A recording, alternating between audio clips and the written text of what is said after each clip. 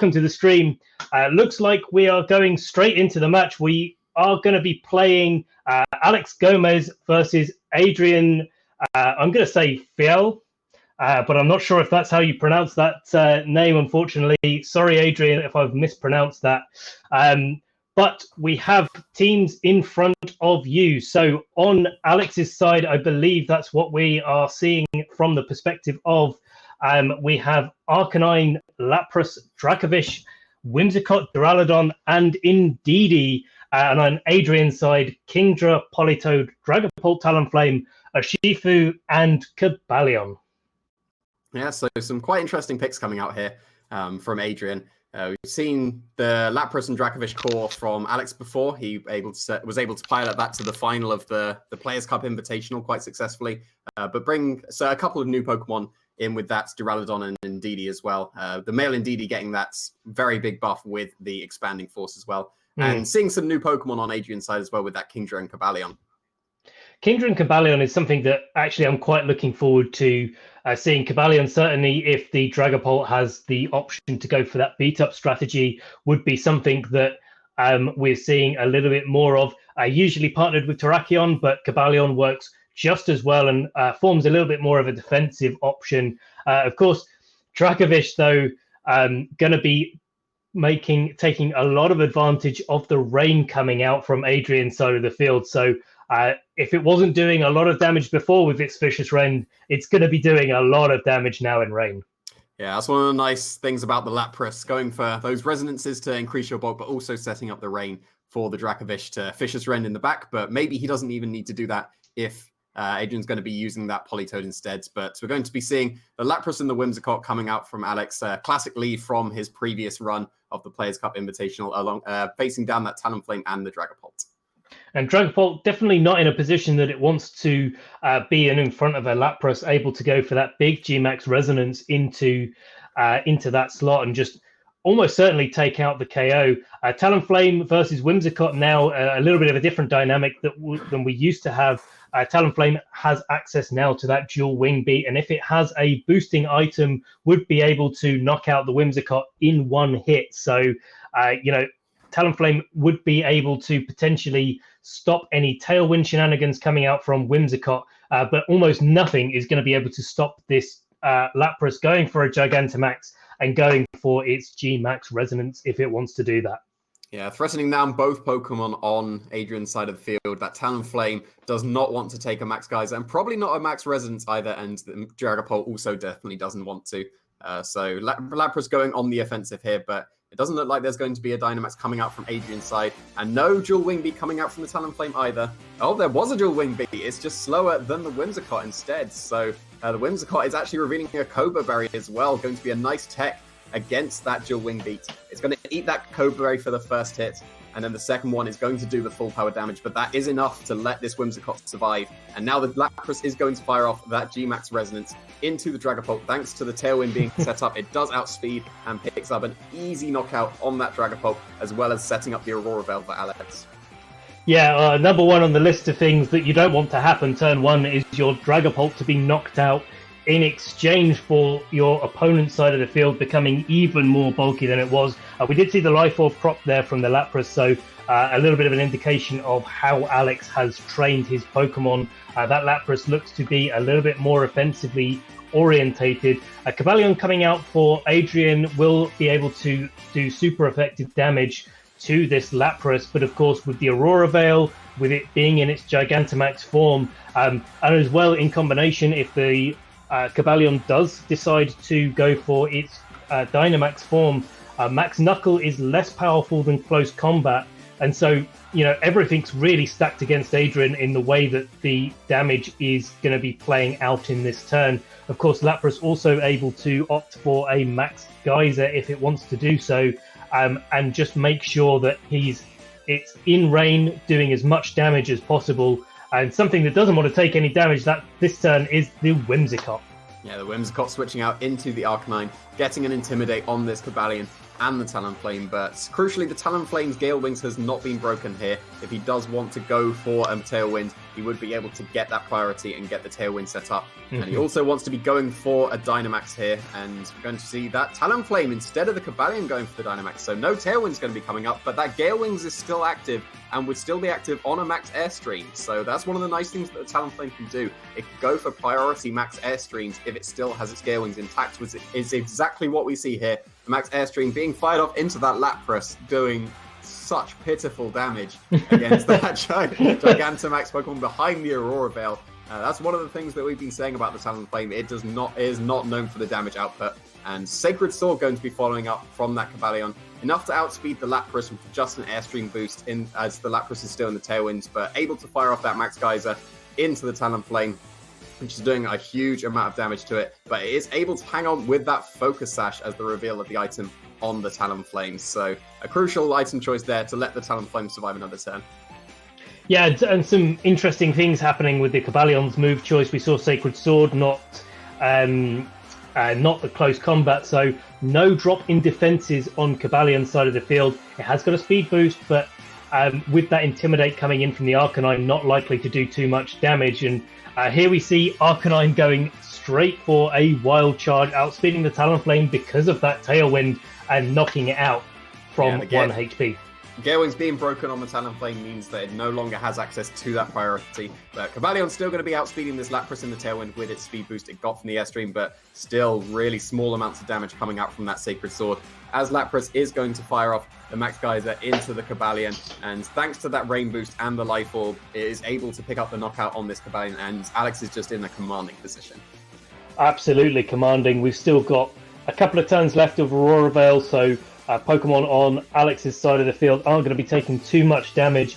Urshifu coming in for Adrian, and going to be that dark typing, so access to Wicked Blow, and rather than Surging Strikes, I believe is the this move name. This is going to be the Water Urshifu, so it will be having access to the Surging Strikes. I've got those two the wrong way around. Would be able to hit the Arcanine with a very powerful Rain Boosted move, but the Tailwind is still up for one more turn, so Alex will still have the advantage against the Urshifu.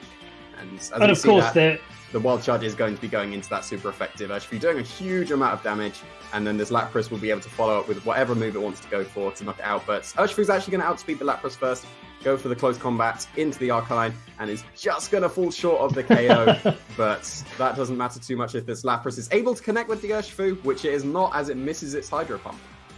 It is, and likely that there's some other accurate move that Alex has access to. Certainly, if it's not with its Arcanine, it will be with another Pokemon in the back as well as Lapras. So Lapras usually opting for Freeze Dry for its G-Max Resonance, so would be super effective on the Urshifu. But going again for the close combat, now that Tailwind's out of the way, is going to pick up the knockout on to the Arcanine. So Adrian, if this Hydro Pump doesn't connect, we'll be able to see the last Pokemon on Alex's side of the field. Yeah, he can still switch in that Whimsicott though, and Whimsicott yes. will be outspeeding this Urshifu and knocking it out with a Moonblast. So still very comfortable for Alex, and not having to reveal his last Pokemon is going to be key information going into the next games. Yeah, and it looks like Alex is just going for that Hydro Pump over and over again, just making sure that he's not revealing any more information than he needs to.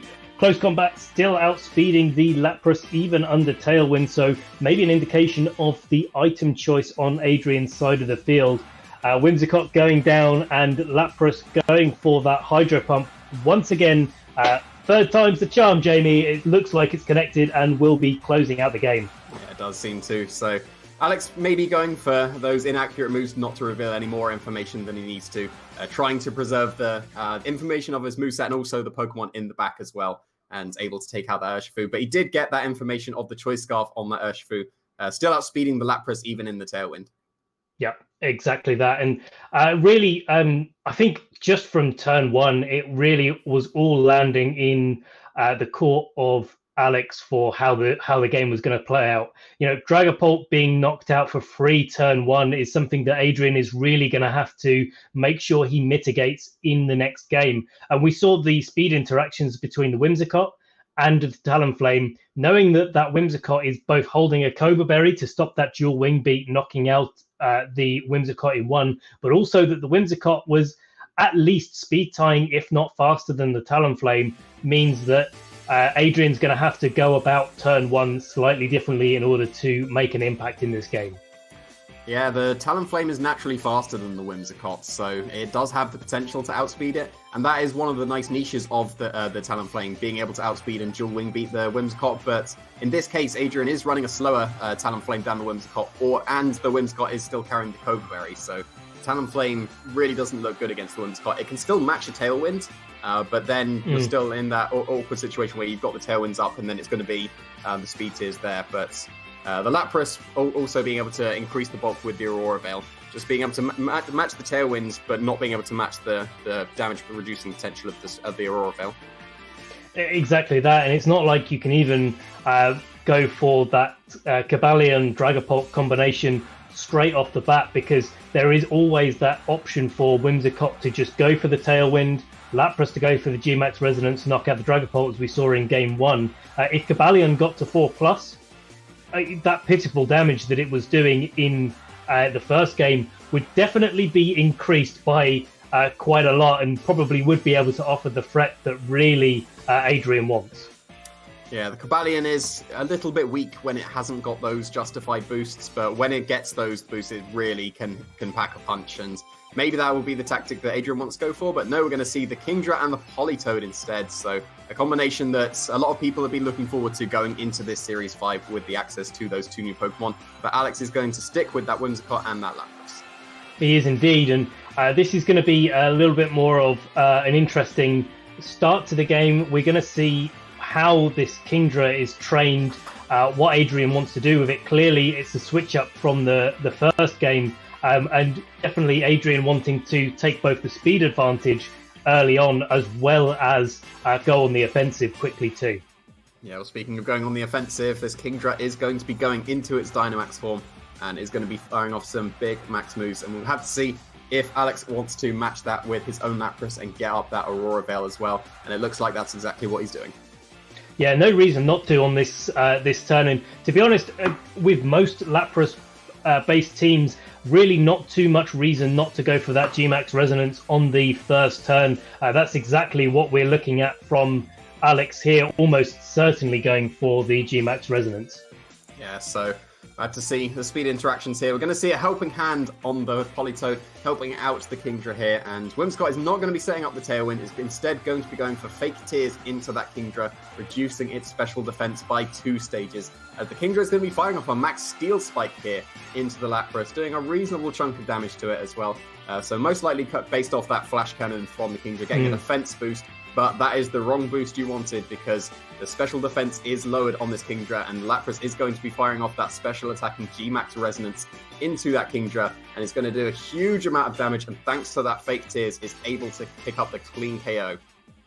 Yeah, really good indication of how strong that Lapras is and how Alex has decided to train it. Lapras isn't a Pokemon that has a really naturally explosive special attacking stats, so clearly with the Life Orb, in combination with the Life Orb, has trained it to be offensive as well. Of course, the Fake Tears is going to directly counteract the Kingdra's HP boost from the Dynamax, and so would have knocked it out if it was just Lapras versus Kingdra, and Kingdra didn't go for a Dynamax and Whimsicott didn't go for a Fake Tears. But Urshifu coming out for Adrian, going to put some pressure onto Lapras, and we saw last game that Lapras was still going to be slower than the Urshifu after the Tailwind. So Adrian putting himself in a position to actually do some real damage here.